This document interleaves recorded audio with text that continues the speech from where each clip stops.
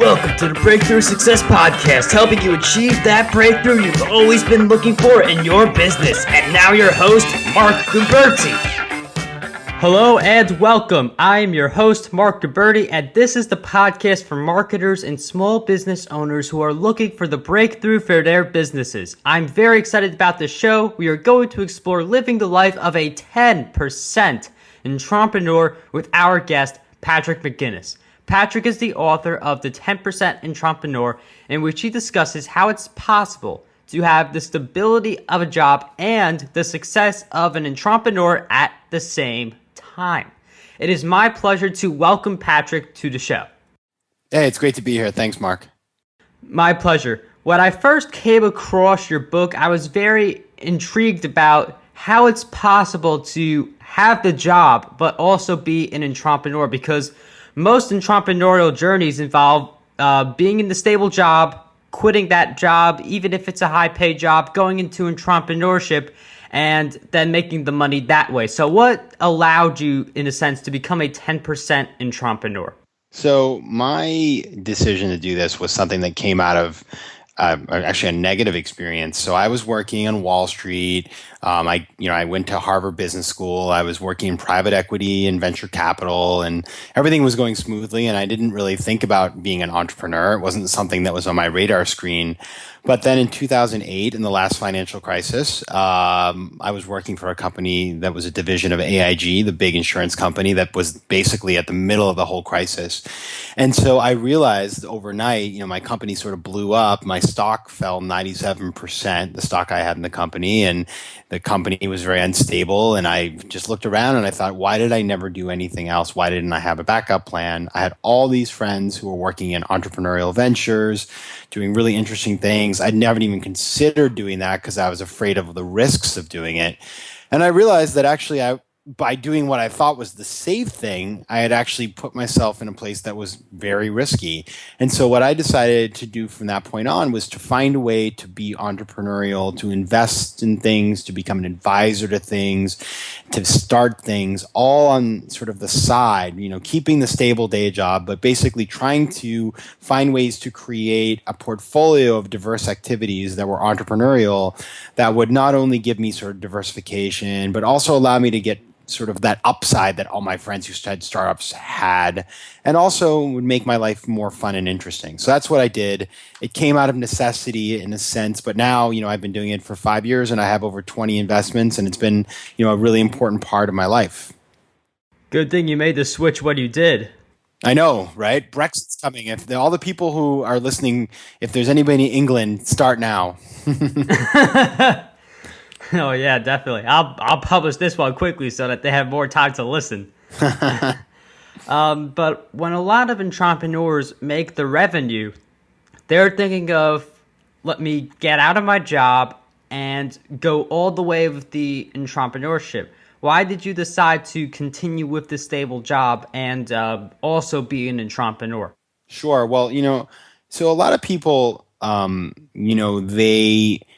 they think about starting something new, they don't necessarily realize, the fact that when you start a new business, your chances of failure are much better than 50%. So, the average startup, according to Harvard Business School professor Shikhar Ghosh, 75% of startups don't actually return the expected sort of outcomes, and meaning that they fail. And so if you go in full time, basically you're putting on this big bet, and you're giving yourself, say you quit your job and you raise a little bit of money, you have a fixed amount of time to either make it work or you run out of money and then you're kind of out of business. And what I have determined, and I think a lot of people are realizing, is in fact, if you do something on the side, you can get started, figure out if it makes sense, and then maybe you decide to go full time, maybe you don't. But if it works if you decide to go full time. Or, for example, sometimes I just invest in companies, or I become an advisor, which means I invest my time in exchange for ownership. But the idea is jumping in full time basically starts a clock. You have a certain amount of time before you run out of money or you can't afford to live anymore on, whatever you have for investment capital or savings. And so you put yourself in a kind of a very like all or nothing situation. On the other hand, if you keep your day job, you don't do that. You can see if things work out and maybe you do leave full time. But when you do that because you know it's sustainable. So when you're back in 2008 and the financial crisis is in full bloom and you're starting to think about becoming an entrepreneur, what were you thinking about that initial path in front of you? Well, it was I found my way to it. So it wasn't something I actually even thought about necessarily, except that a good friend of mine sort of pulled me into it, a friend of mine who was an entrepreneur. And he said, you should start working with me on this project. I think you could help me. I've got a new company. We need help getting some new customers. You know some people who might be interested in our service. Why don't you just work with me and see what you think and see if you like it? And I had never done anything before. So I said, sure, there's a first time for everything. And so the company had a lot to do with YouTube. We actually went to a YouTube convention in Orlando, Florida, and signed up all these YouTube celebrities into this platform we had built to basically use YouTube celebrities to promote brands. And so I ran around a convention center in Orlando talking to YouTube celebrities, people like Failblog or the guy who sang Chocolate Rain and all these other people. Austin Mahomey was there, who's now like a big deal. And we just talked to them and figured out how they could work with us. So it was the first time I'd ever really gone out there and you put yourself out there talking about a product that doesn't even really exist yet. And you're trying to get people excited about it. And for me, that was such a new experience. It was kind of scary, but I realized actually, well, I could do this. And then from there, I got us our first client. And so I think that, everybody starts small, but, the idea for me was do something that was, new and different, but, not, doing it full time, figuring out if I even liked doing it. And then once I figured out that I liked it and I was pretty good at it, then I got more involved and became an investor and, moved on into all kinds of new ventures.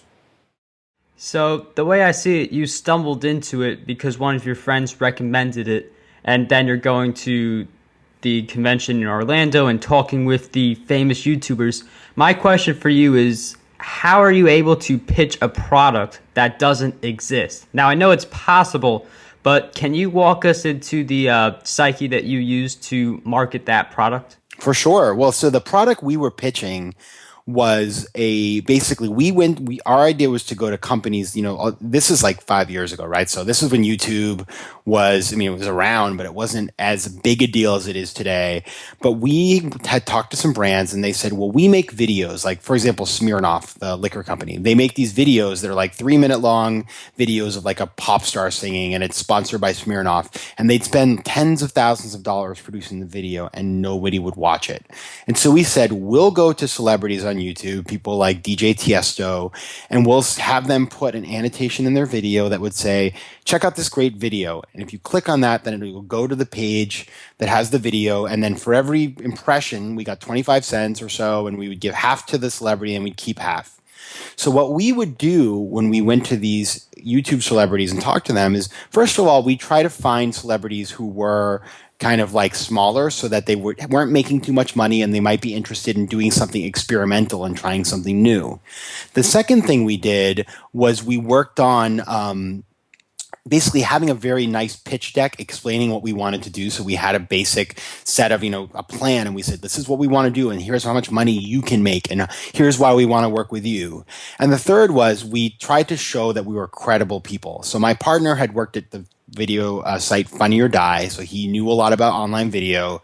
I had worked in the corporate world, and I was able to talk about the investments I had made. And so we went to people and said, listen, we're two credible people with an idea. We can make you some money. We'll be your partners. Start out small with us, sign up with us, and we'll see how it goes. And that was kind of how we did it. And so, the cool thing about entrepreneurship and people like YouTube celebrities is, they're trying something new too. So the idea of taking a little risk and trying something new actually is something that can appeal to them if they think they can, make money and do something interesting.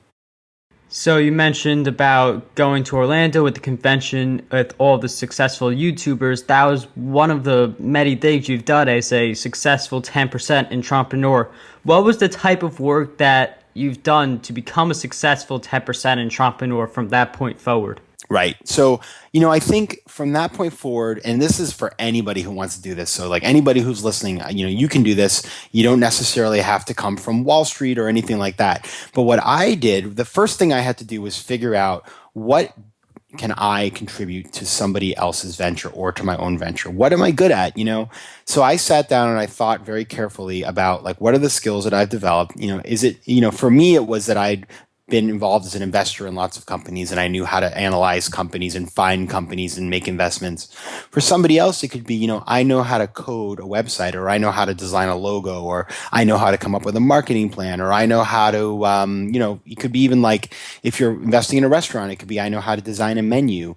But the idea is find what you're good at. For me, it was, I had this experience as an investor, and then find companies who value what you're good at. And so I've spent the last couple of years talking to all kinds of entrepreneurs and saying, here's, do you need help with fundraising? Do you need help with figuring out your budget or a strategy or hiring a great, head of sales? And then I try to find, in my own network or through my own experience, the answers to the problems they have. And that's basically how I've done it. I've done that now for over 20 investments, and that's how most 10% entrepreneurs do it.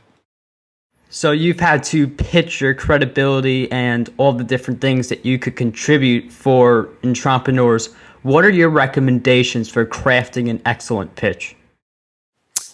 Yeah, so the pitch it's a great question. And it's one that I talk about a lot in the book. It's actually in chapter 8. The critical thing is what I call the elevator pitch. It's a pretty standard term, but the idea is to be able to tell somebody in a few sentences who you are, what you're good at, and what you're looking to do. Because, people don't have very long attention spans. But if you meet somebody, either it's, a friend or old friend you haven't talked to, or maybe you're talking to a classmate, or you're talking to a colleague, or even like an entrepreneur, you want to be able to quickly tell them, hi, my name's Patrick. I've got experience working with companies that are, startups in these 3 sectors, and I'm looking to find opportunities to work with more of them, helping them to find new clients. And the reason why I know that I can do that is because I've done it with 3 other companies, and you tell them who they are. So you want to tell them why you're credible, and then tell them what you're looking for, and that combination will allow you to, effectively sort of get people interested in working with you. And it's got to take a lot of practice. I mean, my brother's really good at the elevator pitch. He's practicing every day just to craft the same elevator pitch. I mean, it's crazy, but when you put in all that practice towards that one pitch, it comes out really nice. For sure. And you got to get in front of the mirror, and you got to talk, practice in front of the mirror, and then practice in front of your friends and tell them, what did you think of what I said? Did you believe me? Do you think I'm credible? And they may say, no, you're not. And then you go back to the drawing board. So you've been doing this for a really long time, crafting out pitches, interacting with other entrepreneurs and investing. What is your biggest source of motivation that has helped you to become a successful 10% entrepreneur? So my biggest motivation, I think, obviously there's the whole financial motivation that you can make some good money, but that's something that pays off over the long term. For me, I think, what I've learned is that by doing this, I get to take part in so many interesting different ventures where every one of them opens up pathways to meeting great people, to maybe getting involved in new opportunities, and just making life a heck of a lot more fun. So, I spend a lot of time on this, and I never think of it as work because, for example, I made an investment last year in a play in London. So the play's coming out next year. It's the stage version of a book called The Last King of Scotland, which was also a movie about, 10 years ago or something. And now because of that, the producer got me tickets to Hamilton, which is, the hottest show on Broadway. Like I could have never got that. And, so I have all these fun, random things that happen to me. So that makes it more than just about profit and making money. It's also about just making life a lot more fun and interesting. Hamilton tickets are quite the random surprise. Those things are hot right now. Exactly. Aren't they sold out past 2017, I think? Yeah, well, not if you're connected to my producer. Then you get them within 3 weeks. Pretty awesome. Does he have extra tickets? We'll have to see. You have to become an investor first. Ah, shucks. So my next question was, what's the best thing about being a successful 10% entrepreneur? Is that the tickets, or is that like random surprises or anything else? I think it's the idea for me, and I'll tell you, going back to this idea, we just, we're taping this the week that all the Brexit stuff is going on, right? So, or, you have last year we had this huge stock market blow up again. And the last time the stock market blew up, I had one job, and I remember waking up the next day and thinking, I am royally in trouble, right? This is bad. Nowadays, I have all these other things that I can focus on. And so I don't worry as much anymore. Like, I feel very confident that I'm building something that I own, that's mine. And yeah, maybe some of those things inside of that won't work out. That's life and that's what happens. But I know that I've kind of built something that nobody can take away from me. And I think that really means a lot to me. That makes it all worth it. It's just the idea that, like, I have ownership of something that that all the hard work comes back to me, not doesn't go to some employer or something. And that's the funny thing you mentioned about what seems like, I'm going to put an interesting word into this, stability of being an entrepreneur. And people from outside looking at entrepreneurship think it's risky, it's dangerous, it's something you do out of desperation or something like that. But you're saying that entrepreneurship gives you the stability because it's something that you're doing, it's something that you own. If the stock market crashes, for instance, you're still making the revenue as an entrepreneur. Absolutely. I like the word stability. I think I haven't used that before, and I'm glad you brought it up because I think I will from now on. I'd like to think of it, the way I think about it, as an insurance policy. So I used to think that it was the risky thing, just like you said. And now I realize it's actually quite the opposite. It's the backup. It's the insurance policy. If everything goes down, that's what I still have. And maybe I get more involved. Maybe I join one of these companies and get involved as an employee. I mean, there's all these ways that you can use your 10% to be that stability in your life, no matter where you go with your day job. So there are a lot of listeners right now who have their different goals. Some of them, let's say, want to get more blog traffic. Others are looking to increase their revenue with the product. What advice do you have for these listeners who are trying to reach their breakthrough in their specific area? Yeah, so I think, we always want growth. We want to get further down the path. We have goals. I think, you've identified, first of all, the number one step, which is really know what you want to get. I mean, I oftentimes talk to entrepreneurs who tell me what they're working on doing, and I say, well, why do you want to achieve this thing? And they can't answer me in a very sort of thoughtful way. They sort of just think about, I got to do that. And I'm like, well, why? Like, why is that going to drive your business forward? Why is that going to drive your startup forward? So you got to set the goal really thoughtfully and make it something that's achievable but aggressive. And then once you do that, I think what's always valuable is to get resources from outside. So you have all the things you can contribute, but think about the 5 people who could help you the most. And they may not even be people you know, and go and find them. And that may be that you have to cold call them or reach out to them. But the great thing about entrepreneurship is that people like to help. So don't be afraid to ask people for help, and maybe even make them a 10% entrepreneur and give them ownership in whatever you're doing. Speaking of turning people into 10% entrepreneurs, what are the 3 tips that you have for aspiring 10% entrepreneurs who want to balance we'll call it stability of being in a job versus we'll call it for this riskiness of being an entrepreneur? Sure. Well, the 3 things that I would offer today, number one is, you got to have work-life balance. So you can't, you're busy. Everybody's busy, right? We all have a lot going on, and you've got to find a way to make it all work inside of your life. So I think the first one is think carefully about what your priorities with your time. And that means, number one is cutting out the stuff that isn't giving you any value. So, like, for example, should you spend the weekend binge watching House of Cards, or maybe should you spend it working on your venture? That's a great example. But we waste so much time in our lives messing around on social media and Facebook and all this other stuff. I mean, I am, now that I have an iPhone, I've had one for 10 years or whatever. I think back to my life before, when I had the internet in my hand, and I think about all the free time I had. Now I waste it all, like looking at all these Twitter and doing all this other stuff that's not important to me. So think carefully about how you're spending your time. Because if you cut out some of that noise, you'll be not only have a clearer head, but you'll have more time to focus on things that actually, sort of drive your life. The second is always do things that play to your strengths. So try to find areas, if you're, really good at, building websites, don't go out there trying to be an expert in, budgeting, because it's just not something that you're particularly good at. And so, the more you play to your strengths, the more successful and the more efficiently you'll use your time.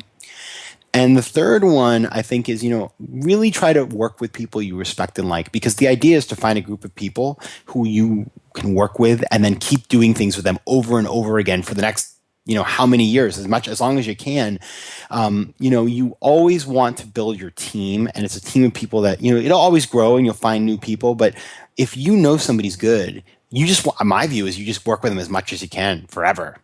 Is there anyone who you've worked with for like an extended period of time, or like what's the longest time, for instance, that you've worked with the same person? So there's one friend I'm having dinner with tonight. He and I were professional colleagues. So we worked together at a private equity firm. I met him, I don't know, probably about 10 years ago now. And then we both ended up leaving and doing our other things. And he is a 10% entrepreneur. I'm a 10% entrepreneur. He is invested in one of the two of the things I've done as a 10% entrepreneur, and then which have done well. So he loves me right now. And we also started something together.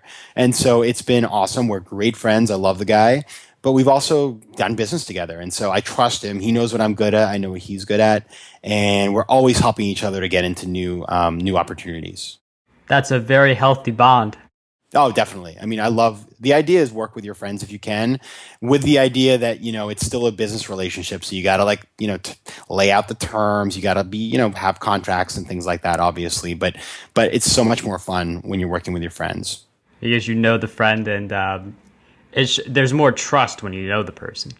Oh, definitely. I mean, and you just know what they're good at and what you're good at, and you can push each other in a much more honest way.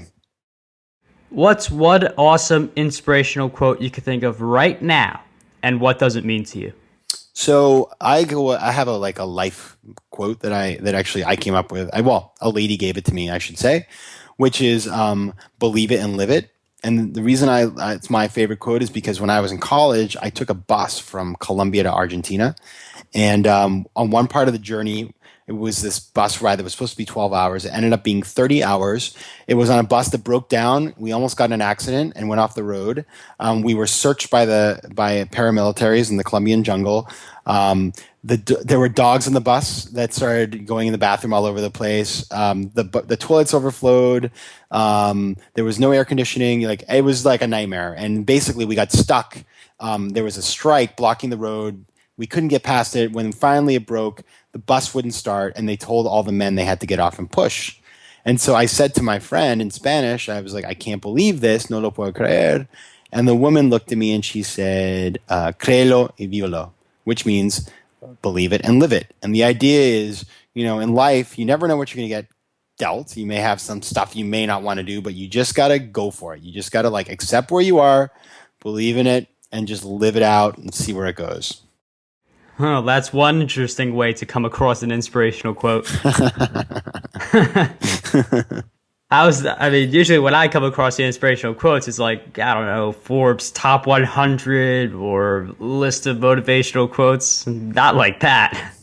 Yeah, if you listen, I like those quotes too, and some of them are great, but what I've always found is the moments of true insight I've had in life are these moments where life kind of smacks you in the face a little bit, and then you have this moment of clarity. And if you pay attention, and we don't always pay attention because we don't, but if you do pay attention, life will give you the quote. You don't need to get it out of a book. Patrick, it's been a great pleasure to have you on this show. Before we conclude, I'm going to give you the spotlight right now and let all of my listeners know where they can find you on the web. Sure. So you can find me at patrickmcginnis.com, PatrickMcGinnis. That's my site. There you can take a quiz to see what kind of 10% entrepreneur you are. You can find links to Amazon, Barnes & Noble. You can find the book all over the place.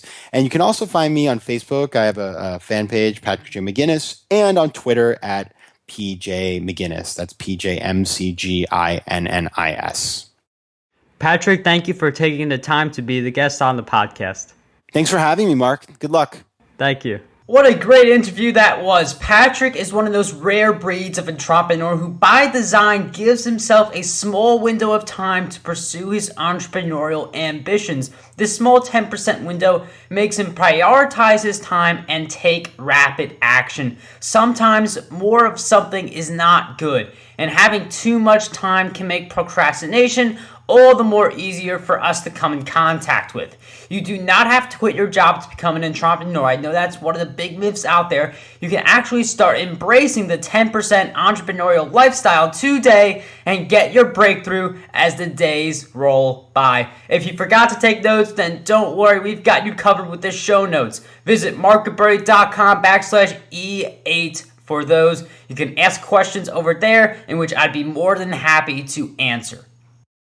To never miss an episode, don't forget to subscribe to the podcast on whatever player you are using. If you are a regular listener and haven't done so already, I would greatly appreciate it if you could give this podcast a review or a rating. Two ways you could do this are through markgilberti.com/iTunes or markgilberti.com/Stitcher. That ends this episode. Don't forget, dream big, achieve greatness, and unlock your potential today. If you like my podcast, then you will definitely love my YouTube channel. Not only do I publish my podcast episodes on YouTube, but I also publish multiple YouTube videos every week in which I answer your questions and provide additional advice. To get more information on that channel and to subscribe to that channel, go to youtube.com/MarcGuberti. This podcast is a production done by Marc Guberti. For more insights, head on over to markguberti.com.